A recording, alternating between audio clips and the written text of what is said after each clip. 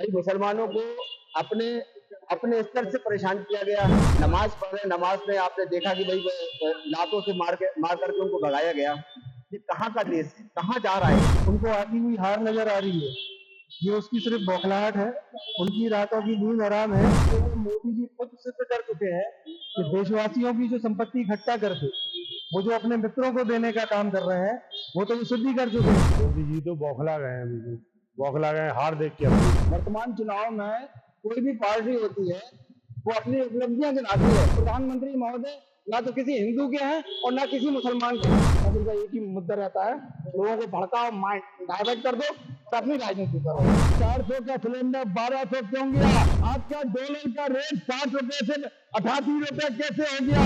बात बेरोजगारी की नहीं होगी, बात आपकी महंगाई की नहीं होगी, बात महिलाओं पे अत्याचार की नहीं होगी, बात लखीमपुर खीरी में जब किसानों ने, मंत्री के बेटे ने किसानों को कुचला था, बात उसकी नहीं होगी। नमस्कार, मैं हूं उदय कुशवाहा और आप देख रहे हैं कालखंड। देश के प्रधानमंत्री नरेंद्र मोदी का कहना है कि कांग्रेस सत्ता में आई तो देश की संपत्ति मुसलमानों में बांट देगी। इसके साथ ही उन्होंने पूर्व प्रधानमंत्री मनमोहन सिंह के बयान का भी जिक्र करते हुए कहा है कि उन्होंने कहा था कि देश की संपत्ति में पहला हक मुसलमानों का है। तो आइए इसी मुद्दे पर जानते हैं जनता जनार्दन की राय। देश के प्रधानमंत्री का कहना है कि कांग्रेस सत्ता में आई तो देश की संपत्ति मुसलमानों में बांट देगी। इस पर आप देखिए भाई, देश के प्रधानमंत्री आदरणीय नरेंद्र मोदी जी बिल्कुल बौखलाए हुए हैं, घबराए हुए हैं, क्योंकि भाई इंडिया गठबंधन जब से हुआ है, जब से उनकी रात की नींदें हराम हो चुकी है। क्योंकि वो निश्चित रूप से जान सकते हैं कि क्योंकि केवल अपने देश के अंदर जो बदलाव लाएगा वो इंडिया गठबंधन लेकर के आएगा, जो कि बहुत मजबूती से गठबंधन खड़ा हुआ है। उनकी रात की नींदें हराम है और बहुत जोर जोर से कुछ भी बदलाए जा रहे हैं। लेकिन क्या है कि देश के अंदर हमारी सरकार है, वो परिवर्तन होने जा रहा है। क्या भाजपा हिंदू मुसलमान की राजनीति करती है? देखिए, ये तो सभी जानते हैं कि भारतीय जनता पार्टी हिंदू मुस्लिम की राजनीति करती है कि नहीं करती। कोई कोई ये 100% तुष्टिकरण की राजनीति करती है।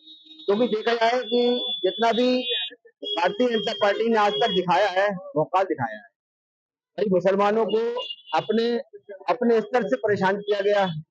भाई आप देख सकते हैं कि जो नमाज पढ़ रहे, नमाज में आपने देखा कि भाई लातों से मार करके उनको भगाया गया। ये कहाँ का देश है, कहाँ जा रहा है ये देश?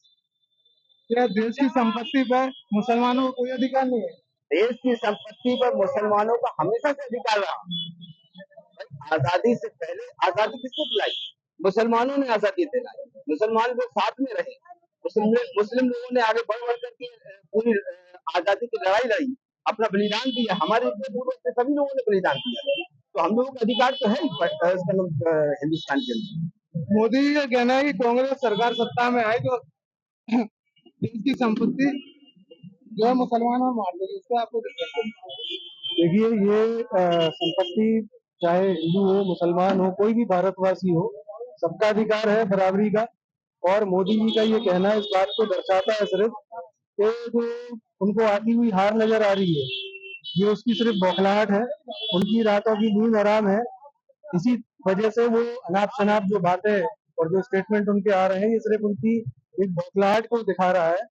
और अगर वो ये कह रहे हैं कि अगर कांग्रेस सत्ता में आई तो देश के सभी हिंदुओं की संपत्ति को मुसलमानों में बांट दिया जाएगा, ये तो एक शगुफा है, ये एक आने वाले भविष्य की बात है। लेकिन जो वो मोदी जी खुद सिद्ध कर चुके हैं कि देशवासियों की जो संपत्ति इकट्ठा करके वो जो अपने मित्रों को देने का काम कर रहे हैं, वो तो वो सिद्ध ही कर चुके हैं।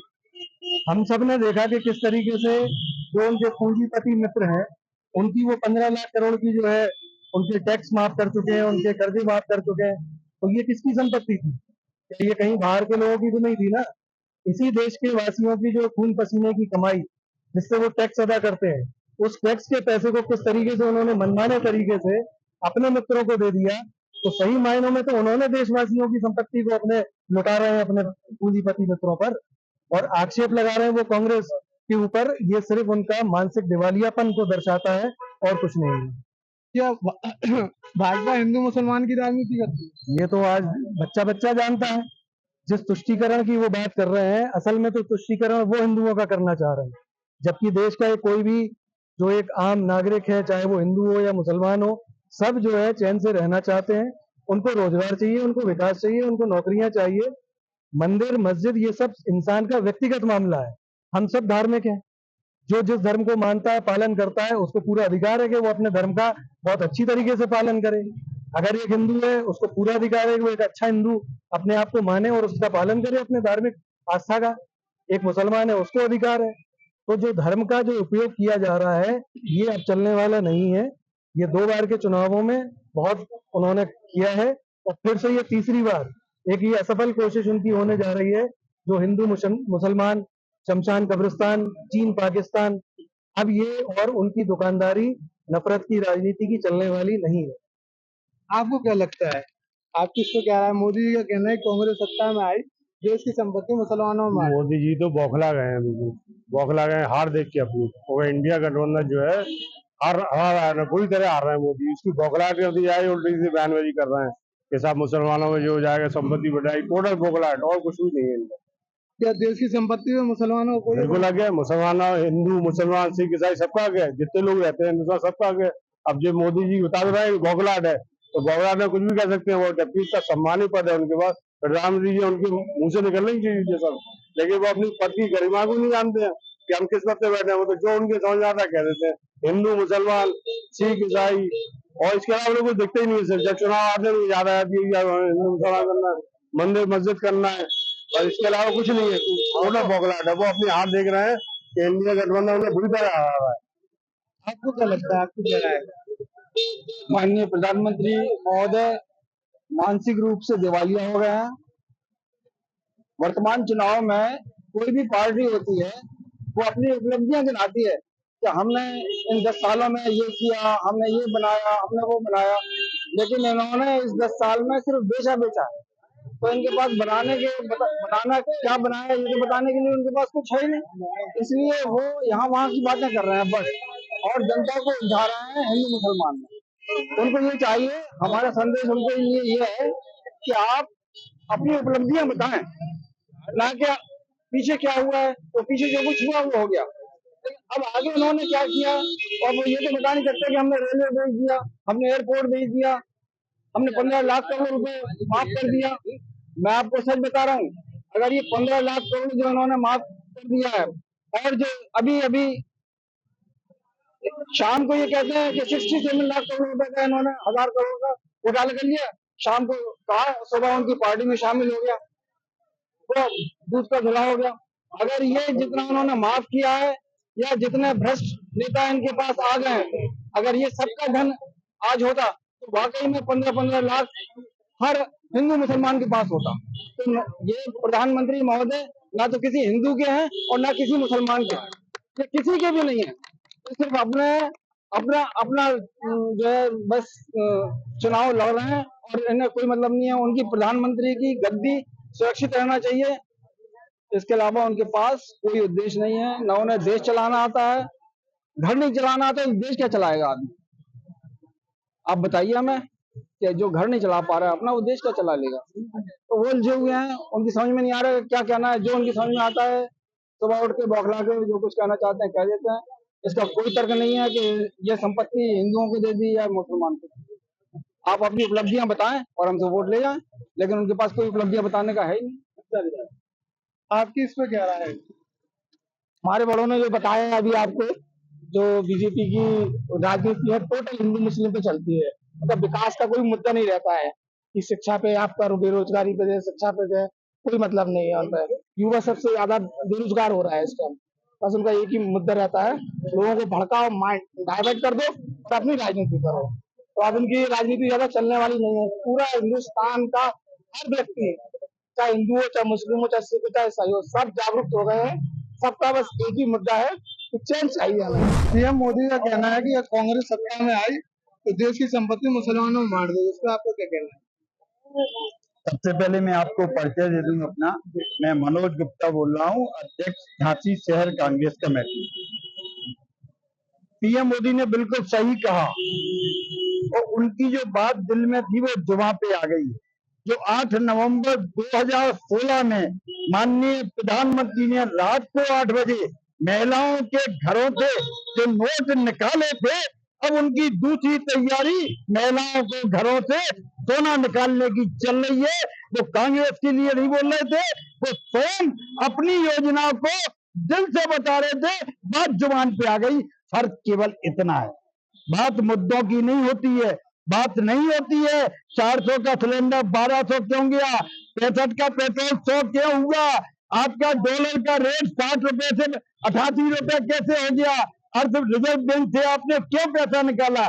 माननीय प्रधानमंत्री ने घरों की महिलाओं के पैसे निकाले, और रिजर्व बैंक ऑफ इंडिया आज तक हिंदुस्तान के इतिहास में आपातकाल और युद्ध की स्थिति में भी रिजर्व बैंक से पैसे नहीं निकाले गए, रिजर्व बैंक ऑफ इंडिया से भी रुपया निकाला गया।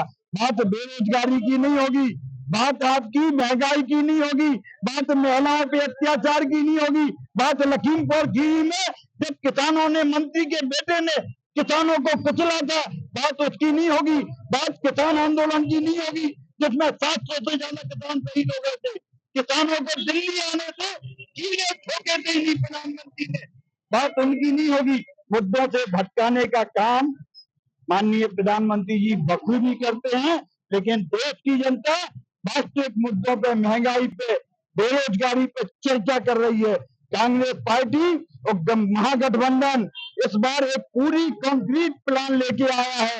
हम बात कर रहे हैं महिलाओं को 1 लाख रुपए सालाना देने की, वो बात कर रहे हैं महिलाओं के घरों से जेवर छीनने की।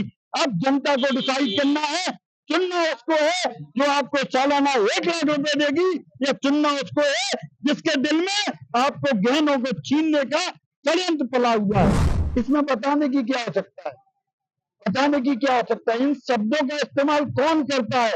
माननीय प्रधानमंत्री मनमोहन सिंह का जो वीडियो आप देखिए, जो हमने लाल किले की प्रचारित प्राचीर से कहा था कि हम समाज के हर कमजोर तबके के लिए काम करेंगे, हम दलितों के लिए काम करेंगे, हम आदिवासियों के लिए काम करेंगे, हम अपने माइनॉरिटी के भाइयों को जो कमजोर हैं उन्हें ऊपर उठाने का काम करेंगे। और हर सरकार का कर्तव्य होता है कि अपने शासन में जो भी जिस तबके का भी व्यक्ति कमजोर हो उसको सशक्त बनाए, शासन का यही तरीका होता है। और कांग्रेस आएगी तो हर कमजोर व्यक्ति को, हर समाज में सबसे निचले व्यक्ति को आगे बढ़ाने का काम करेगी, चाहे युवा हो, चाहे महिला हो, चाहे किसान हो, चाहे श्रमिक हो, हमारी नीति का हिस्सा है। और हम आजादी से लेकर आज तक समाज के पिछले कमजोर तबके को बढ़ाने का ही काम करते आए हैं, जब देश आज इस स्थिति में खड़ा है। जनता ने इस मुद्दे पर अपनी अपनी राय रखी। आप भी अपनी राय कमेंट बॉक्स में जरूर दें, और ऐसे ही मुद्दों के लिए देखते रहिए कालखंड। उदय कुशवाहा।